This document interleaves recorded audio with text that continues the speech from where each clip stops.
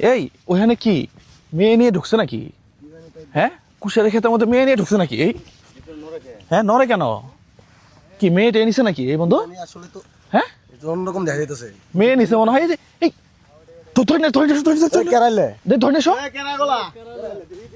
ধরো ধরো ধরো ধরো ধরো। কি আপনার বাড়ি কোথায়? বাড়ি হ্যাঁ, গুঠাইল। বুঝি নাই। গুঠাইল তো গুঠাইল তো এখানে কেন? এই ক্ষেত কার? ক্ষেত আমার। তোমরা কি আমাকে বলছিলা? জি না, জি না। তাহলে তোমরা এই কুশারটা কিসের জন্য ভাঙলা? মানে ক্ষেত তো তোমার না, কি মেয়েটে আছে নাকি ভিতরে? জি না, জি না।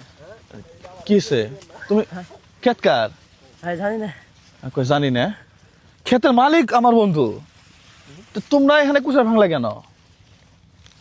হ্যাঁ, তুই কিছু কস না এগুলা? কি বলবো, আমি আল্লাহর কাছে বিচার দিলাম, আল্লাহ বিচার করবে। খালি একজন না তো, হ্যাঁ একজন না তো। আমি তো মসজিদের কাছে ডেলি আসি, বুঝছেন? হ্যাঁ। ডেলি দেখি মহিলা পুরুষ যারা এই দিক দিয়ে চলাফেরা করে সবাই একটা দুইটা তিনটা করে নিয়ে যায়।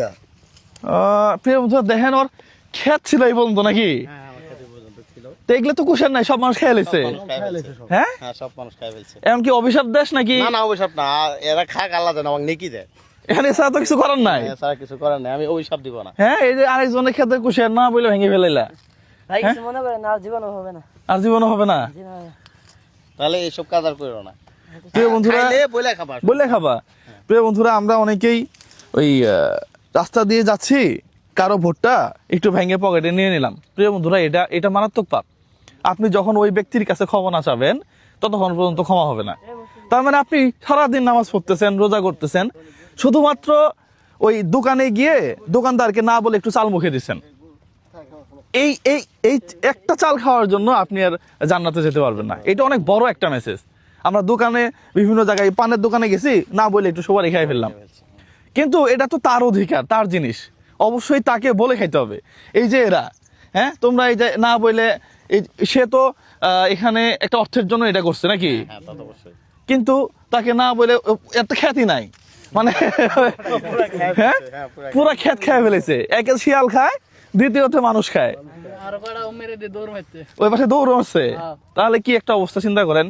প্রেম ধরা এই জায়গা থেকে আমার মনে হয় যে প্রত্যেকেরই বের হয়ে আসা উচিত। পাশাপাশি আমরা অনেক সময় এটা করি না যে রেলওয়েতে যাচ্ছি, টিকিট কাটলাম না, আরে রেল তো আমার।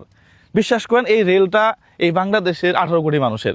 তার মানে আপনি একবার রেলে ভ্রমণ করলেন, হয়তো 50 টাকা, 100 টাকা বা 300 টাকার টিকিট ফাঁকি দিলেন, কিন্তু এই ফাঁকিটা যদি আপনি রিকভার করতে যান তাহলে 18 কোটি মানুষের কাছে ক্ষমা চাইতে হবে। মানে কত বড় মারাত্মক ব্যাপার আপনি চিন্তা করতে পারেন। এই জন্য আমার মনে হয় যে সরকারি যে জিনিসগুলো আছে, হ্যাঁ, আপনি বিআরটি থেকে শুরু করে একেবারে রেল পর্যন্ত কখনোই কাউকে ঠকায় কিছু করবেন না। Thank you so much. ভিডিওটা ভালো লাগলে আপনারা শেয়ার করবেন, আর তোমরা কখনো না বলে খাবো না। হ্যাঁ, থ্যাংক ইউ, সালামু আলাইকুম।